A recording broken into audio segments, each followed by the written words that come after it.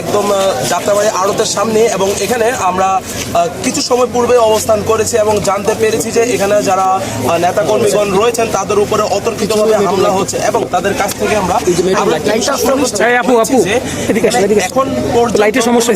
ছাত্র কিন্তু এখানে নেই, এখানে মূলত তাদের বিবৃতি আমরা সরাসরি তাদের মুখ থেকেই শুনি। আমরা ঢাকা 5 আসনের মাটি ও মানুষের নেতা জনাব আলহাজ মশিউর রহমান মোল্লা সজল ভাইয়ের নেতৃত্বে এবং আমাদের ঢাকা মহানগর দক্ষিণ যুবলীগের আইকন আমাদের মাইনুদ্দিন রানা ভাইয়ের নেতৃত্বে এবং আমাদের সম্রাট ভাইয়ের নেতৃত্বে আমরা সকাল থেকে এখানে অবস্থান করেছি। বিকাল থেকে আমরা শুনেছি এখানে ধাওয়া পাল্টা ধাওয়া হচ্ছে, আমরা এখানে এসেছি। আমরা আসলে আমরা মুক্তিযুদ্ধের পক্ষে। আমরা যারা এখন যা করতেছে এখন সব বহিরাগত মানুষ, যারা বিএনপি জামাত শিবির, তারা এখন আন্দোলন করতেছে। আপনাদের থেকে একটা সুনিশ্চিত হতে চাচ্ছি, সেটি হচ্ছে এখন পর্যন্ত কি এখানে কোনো ছাত্র অবস্থান করেছে কিন্তু ছাত্র কি আপনাদের উপরে হামলা করেছে? এখন পর্যন্ত কোনো ছাত্র আমরা দেখি নাই। আমরা বিকাল থেকে শুনতেছি তারা উভয়ভাবে আন্দোলন করতেছে। একটু আগে আমাদের যাত্রাবাড়ি থানার সামনে হামলা হয়েছে, আমরা তাদেরকে ধাওয়া পাল্টা দেওয়া হয়েছে, আমরা তাদেরকে প্রতিরোধ করেছি। হামলাটা কি প্রকার হয়েছে?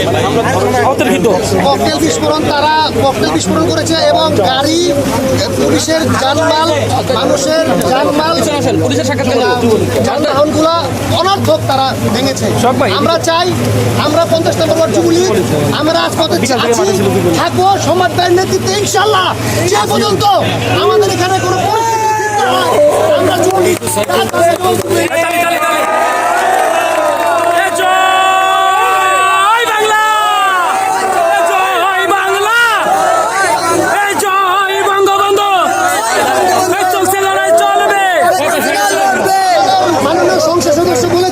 যে পর্যন্ত এই রাস্তা ঠিক না হবে আমরা 50 নম্বর ওয়ার্ড যুবলীগ এখানে থেকে আমরা এই রাস্তা পরিস্থিতি ঠিক করে ইনশাল্লাহ আমরা যাবো বাড়িতে। আসলে আমরা যখন বিকালবেলা এখানে আসি আমরা সাথে সাথে র্যাব পুলিশের সাথে আমরা ভিতরে ঢুকি, ঢোকার পরে আমরা বিএনপির লোকেরা করেছে, আমাদের সাথে ধাওয়া পাল্টা দেওয়া হলো। আমরা আসার পরে আমরা যাত্রাবাড়ি মোড়ে চলে এসেছি। চলে আসার পরে আচমকভাবে হঠাৎ করে একটা হামলা করলো। এখানে আলো পুলিশ এবং আইন শৃঙ্খলা বাহিনী যারা আছে, 30টা গাড়ি তারা আছে। তারপরে আমরা এলাকার যারা যুব সমাজ আছে, আমাদের যুবলীগের পক্ষ থেকে আমরা স্থানীয় ছেলেমেলে যারা আছে আমরা সবাই, এটা আমাদের 7:30 দিকে এই ঘটনা ঘটে। আমরা আমাদের মাননীয় সদস্য আমাদের বারে বারে খবর দিচ্ছেন, আপনার সজল ভাই আমাদেরকে বলছেন, খবর নিচ্ছেন কি পরিস্থিতি, আমরা তাকে আপডেট জানাচ্ছি।